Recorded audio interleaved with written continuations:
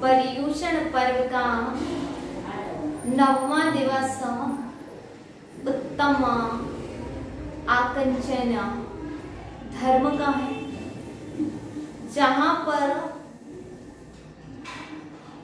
किंचित मात्र भी न राग शेष बचा है, न द्वेष शेष बचा है, वहां पर आकिंचन धर्म होता है। आचार्य पूज्यपाद देव ने आकिंचन धर्म को कहते हुए सर्वार्थ सिद्धि में कहा है, ना किंचना इति आकिंचना, जहां पर किंचित मात्र है, ना किंचन कुछ भी नहीं है, वहां पर आकिंचन है। क्या कुछ भी नहीं है? ना कुछ मेरा ना कुछ तेरा, जहां पर मैं और मेरा भाव समाप्त हो गया है, जहां पर तू और तेरा भाव समाप्त हो गया है, वहां पर आकिंचन धर्म हुआ करता है। अर्थात आकिंचन जो धर्म है वह श्रावकों का धर्म नहीं। आकिंचन धर्म श्रावकों में नहीं पाया जाता है, साधुओं में होता है। वैसे भी पहले भी बतलाया गया है, एक देश कुछ मात्रा में श्रावक अभ्यास करते हैं। 10 धर्म साधुओं के होते हैं, उनके जीवन में होते हैं, उनके आचरण में हुआ करते हैं। तो आज आकिंचन धर्म आया, लेकिन श्रावक कहे मैं आकिंचन स्वरूप हूं, आकिंचन स्वरूप हो हम, हो ही नहीं सकता। यह मकान किसका है? मेरा। ये दुकान किसकी है? ये पुत्र रत्न किसका है? क्या मेरा कहने से आप आकिंचन धर्म हो सकता?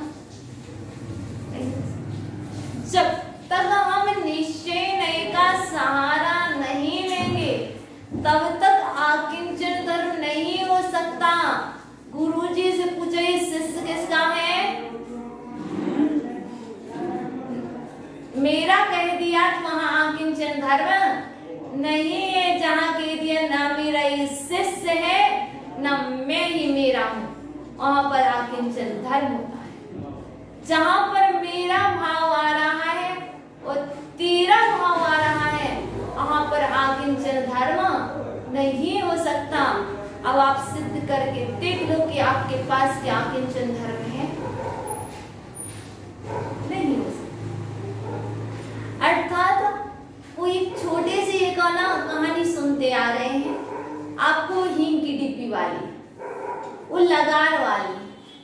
तो यहाँ पर जब तक लगार रहेगी, जहां पर किसकी?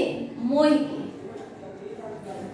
जहां पर मोह रहेगा तो वहां तक आकिंचन धर्म प्रकट नहीं होगा। उसको प्रकट करने के लिए क्या करना पड़ेगा? कुछ त्यागना पड़ेगा। कल दान दिया है क्योंकि त्याग धर्म को स्वीकार किया था, क्योंकि दान के अभाव में भी अर्थात त्याग के अभाव में आकिंचन धर्म प्रकट नहीं हो सकता। त्याग पूर्वक ही आकिंचन धर्म होता है।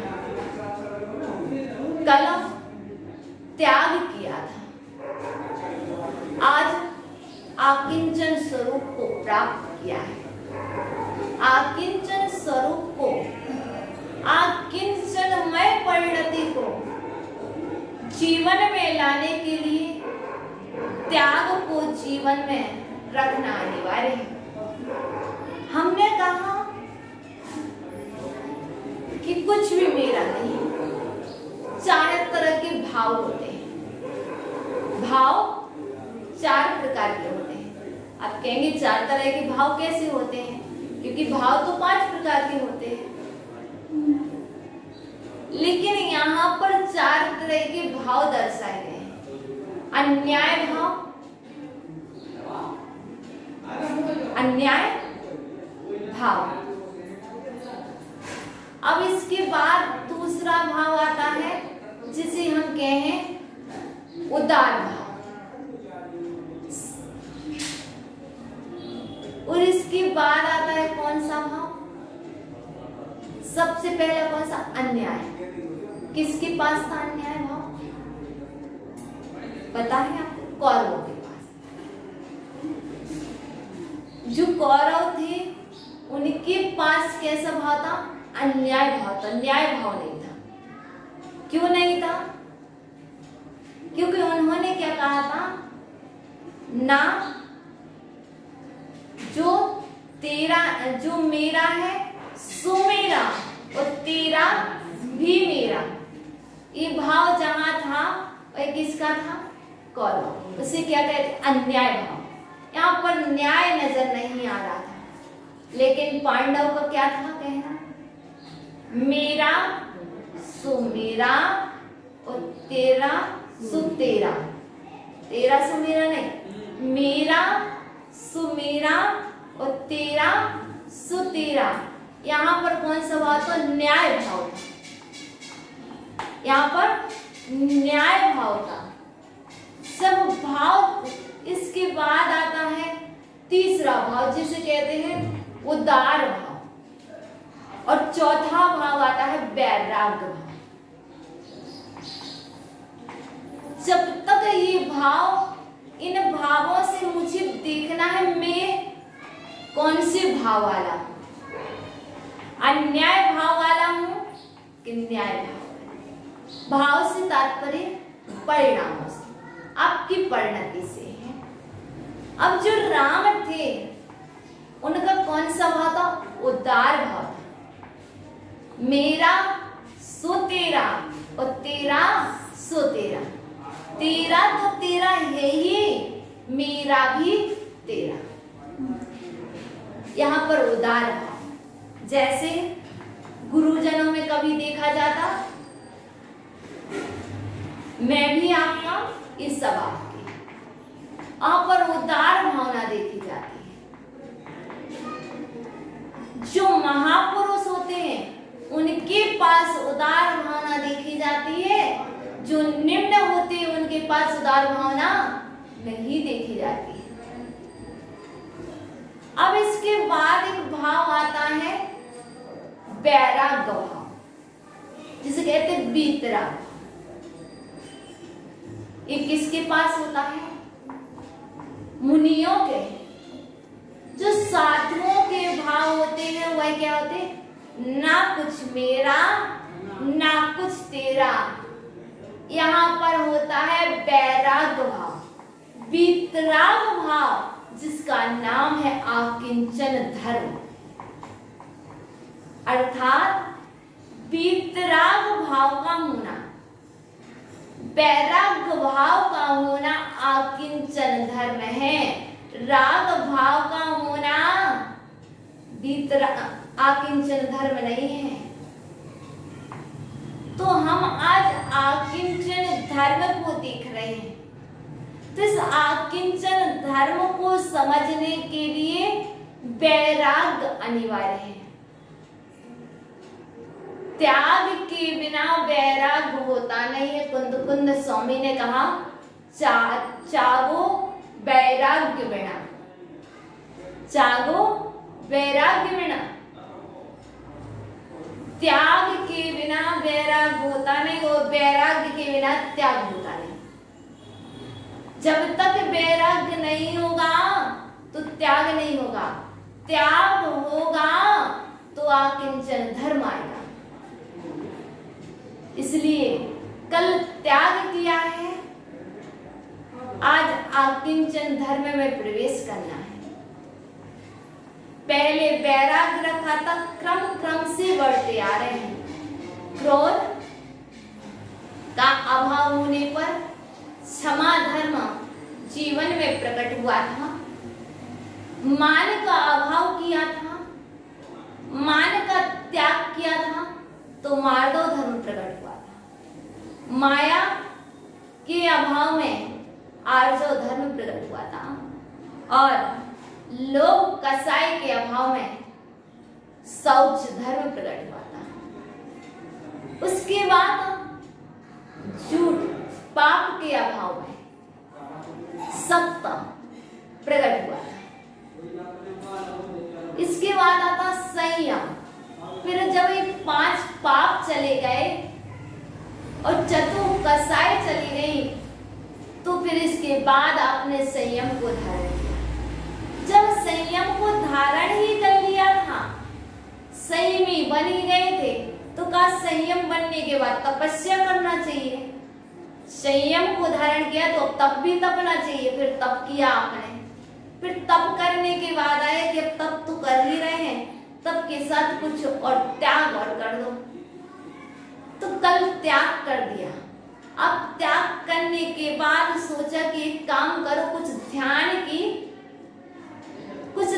में प्रवेश कर जाओ, क्योंकि हमें सिद्धालय को प्राप्त होना, सिद्ध बनना है। तो अब कहा अभी काम करो, अभी तक बाहर में बहुत कुछ किया है, बाहर में त्याग किया है। अंतरंग परिग्रह का भी त्याग हो गया, बहिरंग परिग्रह का त्याग हो गया। अब क्यों ना हम अपनी आत्मा में प्रवेश कर जाए, तो उस राग द्वेष भाव का पूर्णता त्याग कर दे। अब किंचित मात्र भी लगार शेष नहीं रही। इसलिए यहाँ पर अब अपनी आत्मा में प्रवेश कर रहे हैं त्याग के बाद, तो आकिंचन धर्म होता है। क्यों?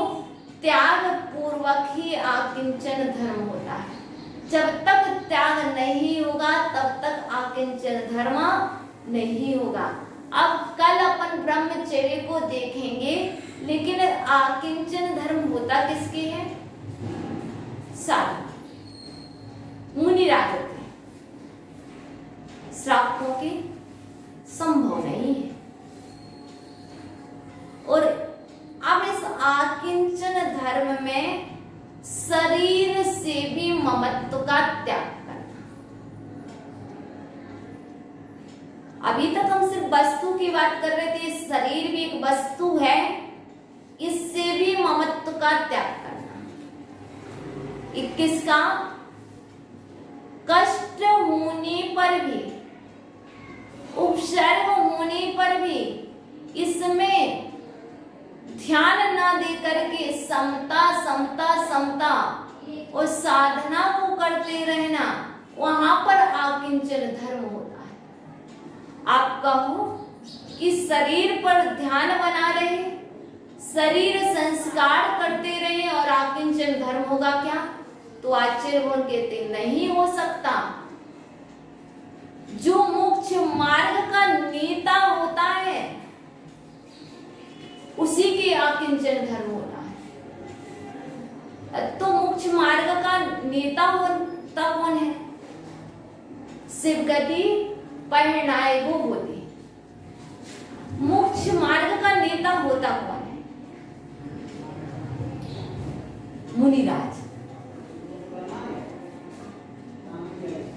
वो मुनिराज मोक्ष मार्ग के नेता कहेंगे। कब? जब वो पहले उन्होंने क्या किया? पुब्बम जो पंचेंद्रिय तरुमणि बचे हाथ पाए मुंडाओ, पच्छा सिर मुंडाओ, शिवगति परिणाय गो हुई। यहाँ पर 10 प्रकार के मुंड बतलाए। तो आपको मोक्ष मार्ग का नेता कहाँ है? कब? पहले पंचेंद्रियों को मोड़ो, पहले पंच इंद्रिय का मुंडन करो। भैया मोक्ष मार्ग के नेता हो तुम? नहीं हो। बनना है, बनना है। आकिंचन धर्म को स्वीकार करना है तो पहले कह दिया, पहले मोक्ष मार्ग के नेता बनो। जब नेता बनोगे तभी आकिंचन धर्म जीवन में आएगा। जब तक नेता नहीं होगे तो आकिंचन धर्म कैसा? तो इसके पहले कुंद स्वामी ने कह दिया, पुब्बम जो पंचेंद्रिय, जो पहले पंचेंद्रिय का मुंडन करता, मुंडाओ, पहले पांच इंद्रिय का मुंडन। कौन कौन सी? स्पर्शन इंद्रिय का मुंडन, रसना इंद्रिय का मुंडन, घ्राण इंद्रिय का मुंडन, चक्षु इंद्रिय का मुंडन और कर्ण इंद्रिय का मुंडन। कैसे मुंडन? स्पर्शन इंद्रिय के विषयों में ममत्व मूर्छा का त्याग, ममत्व भाव का त्याग, रसना, घ्राण, चक्षु, कर्ण, इनका मुंडन कर लो, इनको बस में कर दो तो ये पंचेंद्रिय मुंडन। फिर तनु, तन का मुंडन, तनु, मणु, मन का मुंडन, शरीर का मुंडन। अब कहा पंचेंद्रिय के नहीं, तो पंचेंद्रिय में पूरा शरीर आ गया, पूरा शरीर नहीं आया, है ना। इसके बाद मणु, मन मुंडन, मन का मुंडन हुआ कि नहीं? शरीर का मुंडन हो गया, मन मुंडा कि नहीं मुड़ा। फिर उसके बाद वचन का मुंडन, फिर उसके बाद हस्त पाय मुंडाओ, फिर हाथ का मुंडन, फिर पाय का मुंडन। कितने 10 मुंडा हुए? पांच इंद्रिय, शरीर, तनु, मन, वचन, हस्त पाय मुंडाओ। इन 10 प्रकार के मुंडन के बाद हस्त पाय एक ले लिया, हस्त पाय मुंडाओ, हाथ पांव, पच्छा सिर मुंडाओ, बाद में सिर का मुंडन करवाओ। जब हाथ पांव वश में कर लो, मन को वश में कर लो, वचन को वश में कर लो, शरीर को वश में कर लो, पंच इंद्रियों को वश में कर लो, इसके बाद सिर का मुंडन करो। तब आप क्या होगे? मोक्ष मार्ग के नेता कहलाओगे। शिवगति पहनाए वो हुई। शिवगति के नेता, मोक्ष मार्ग के नेता बाद में कहलाओगे। हाथ पैर मुड़ाने से, हाथ पैर का मुंडन करने से, सिर का मुंडन करने से मोक्ष मार्ग के नहीं नेता नहीं होते हैं। इंद्रियों को बस में करने से, 10 प्रकार के मुंडन करने से फिर मोक्ष मार्ग के नेता होते हैं। जब मोक्ष मार्ग के नेता होते हैं उसके बाद आकिंचन धर्म जीवन में होता है। आकिंचन धर्म को जीवन में लाने के लिए बहुत कुछ करना पड़ेगा। मात्र इतने कहने से आकिंचन धर्म नहीं होता। ना किंचना इति आकिंचना, जहाँ किंचित मात्र भी कुछ नहीं है। हाँ, सत्य कुछ भी नहीं है, लेकिन उसकी पहले की कोई सीढ़ी है, उस सीढ़ी पर चलना पड़ेगा। जब सीढ़ी पर चलोगे तभी आकिंचन धर्म जीवन में आएगा। अब कहा कि ठीक है, मोक्ष मार्ग के नेता होंगे तो आकिंचन धर्म होगा। आशीष भैया, जो मोक्ष मार्ग का नेता होगा उसके जीवन में आकिंचन धर्म होगा। लेकिन एक बात और बता दो, जो मोक्ष मार्ग का नेता है उसका स्वरूप क्या है? अभी तो कहा मोक्ष मार्ग के नेता बने, उसके बाद नेता बनने के बाद आकिंचन धर्म कब आएगा? नेता बनने के लिए तो सिर्फ मात्र एक डिग्री, एक सर्टिफिकेट आपको मिल गया कि आपने पंच इंद्रियों का मुंडन कर लिया, शरीर मुंडन कर लिया, मन का मुंडन कर लिया, वचन का मुंडन कर लिया, हाथ पाय मोड़ लिए, सिर मुड़ा लिया, मोक्ष मार्ग के तो नेता बन गए। इसके बाद कहा उसके बाद और क्या होता है कैसे? क्योंकि ये तो ना आकिंचन धर्म मुनिराजों के पाया जाता है, साधुओं के होता है, श्रावकों के तो होता नहीं है। लेकिन श्रावक ही तो साधु बनता है, उसे ही तो साधु बनना है। तो आपको आकिंचन धर्म में प्रवेश करना है, साधु बनना है, तो पहले सुन लो। सुन लोगे तो श्रद्धान हो जाएगा, श्रद्धान होगा तो आगे जब बनोगे तब वैसा करोगे। तो कहा और क्या होता है? जो मोक्ष मार्ग का नेता होता है, जिसके जीवन में आकिंचन धर्म होता है, उसके अंदर और क्या होता है? तो बतला रहे हैं, निंदा वंचन दूरो परिसय हो सग दुख सहे माणो सुरझाण जैन रदो गद संगो होति मुनि राओ गद संगो होति मुनि राओ। मुनि राओ जो मुनिराज होते हैं, जो आकिंचन धर्म की मूर्ति होते हैं, जो आकिंचन धर्म स्वरूप होते हैं। अरे मुनिराज कैसे होते हैं? जो मोक्ष मार्ग के नेता होते हैं, जिन्हें नेता कहा गया है, उनका स्वरूप होता क्या है? कुंद कुंद स्वामी की दृष्टि में देखें तो कुंद कुंद स्वामी कहते हैं, निंदा वंचन दूरो। जो मुनिराज होते हैं वह निंदा और वंचन से दूर होते हैं। ना तो करते हैं, ना सुनते हैं और ना ही सुनाते हैं। क्योंकि पहले तनो मण बच हत्त पाय मुंडाओ,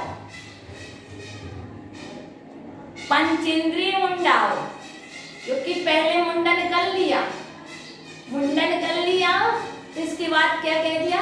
निंदा वंचन दूरो, निंदा से दूर, पंचना से दूर होते हैं। तो क्या सुनेंगे? नहीं, क्योंकि कर्ण इंद्रिय मुंडा कर्ण इंद्री का, तो क्या देखेंगे? चक्षु इंद्री का मुंडा निकल लिया है। तो क्या बोलेंगे? वचन का मुंडन। तो ना तो निंदा करेंगे, ना निंदा सुनेंगे, ना निंदा सुनाने वाले की अनुमोदना करेंगे। अरे भैया हम नहीं कर सकते, तुम करो। नहीं, ना स्वयं करेंगे, ना दूसरे से करेंगे, ना कृत से, ना कार्य से, ना अनुमोदना से। फिर आगे क्या होता? परिसर। इस परिसर बाहर उपसर्ग, उपसर्ग, दुख, दुखों में सहमान, सहन करते हैं। जो मुनिराज होते हैं वो निंदा और वंचना से दूर होते हैं, परिसर को सहन करते हैं, उपसर्ग को सहन करते हैं और दुखों को सहन करते हैं। कोई अपशब्द कह जाए तब भी सहन करेंगे, कोई कुछ फेंक जाए, पत्थर भी फेंके तब भी सहन करेंगे। देखो पांडवों के लिए गरम गरम आभूषण पहनाए गए, उन्होंने सहन किया। क्यों? आकिंचन धर्म था। जिनके जीवन में आकिंचन धर्म होता है वो उपसर्ग को भी सहन कर जाते हैं। देखो यशोधरा मुनिराज के ऊपर गले में सर्प डाला गया, उन्होंने सहन किया। क्यों? क्योंकि आकिंचन धर्म था। दोनों को आशीर्वाद। ऐसा नहीं एक को आशीर्वाद एक को नहीं, उपसर्ग करने वाले को भी आशीर्वाद और उपसर्ग निवारण करने वाले को भी आशीर्वाद। दुख सह मानो, क्षुधा की दुख वेदना, नाना तरह की शरीर वेदना, सभी प्रकार के दुखों को सहन करने वाले होते हैं। और कैसे होते हैं? सुह झाड़ झेड़ रदो, शुभ ध्यान में रत होते हैं, शुभ ध्यान में तल्लीन होते हैं, झाड़ झयण ज्ञान अध्ययन में तत्पर होते हैं। गद संगो होदी गदमिस परिग्रह, संगमिस परिग्रह, गद संगो अर्थात अभ्यंतर परिग्रह और बहिरंग परिग्रह, इन दोनों के परित्यागी होते हैं। ना अभ्यंतर परिग्रह है ना बहिरंग परिग्रह है। ऐसे मुनिराजों के उत्तम आकिंचन धर्म होता है। आकिंचन धर्म बाहर में नहीं दिखाई नहीं देता।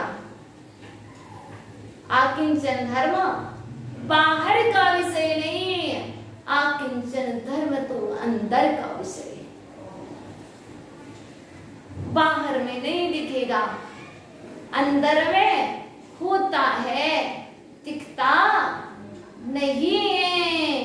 क्योंकि जब जब अंदर में रहोगे तब तब आकिंचन धर्म होगा। जब जब बाहर की यात्रा करोगे तब तक आकिंचन धर्म नहीं होगा। इन मुनिराजों के होता है, श्रावक के संभव है क्या? नहीं, असंभव है। लेकिन इसे हम असंभव नहीं कहेंगे।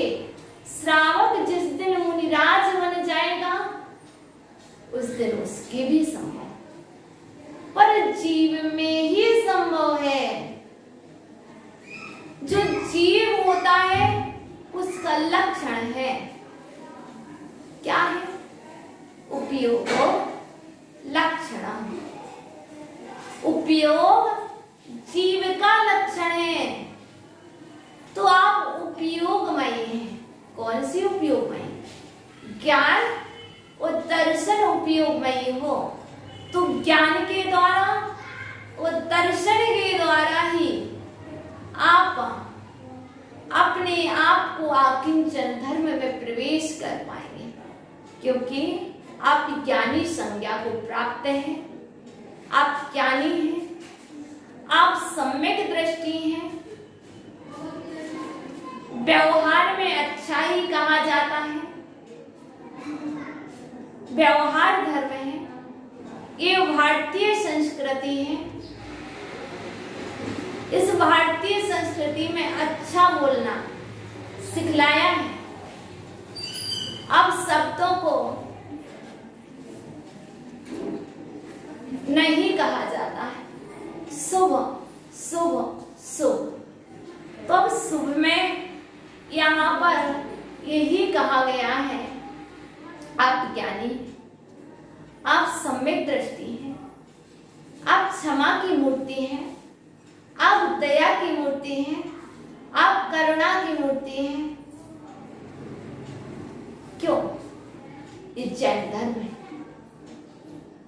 इस जैन धर्म में सभी के लिए अच्छा कहा जाता है, लेकिन आचार्य भगवान कुंद स्वामी ने एक बात और कही है, जो सम्यक दृष्टि होता है, कि आपको कहा सम्यक दृष्टि, तो सम्यक दृष्टि होता है, सम्यक दृष्टि का काल किसमें वित्तीय है?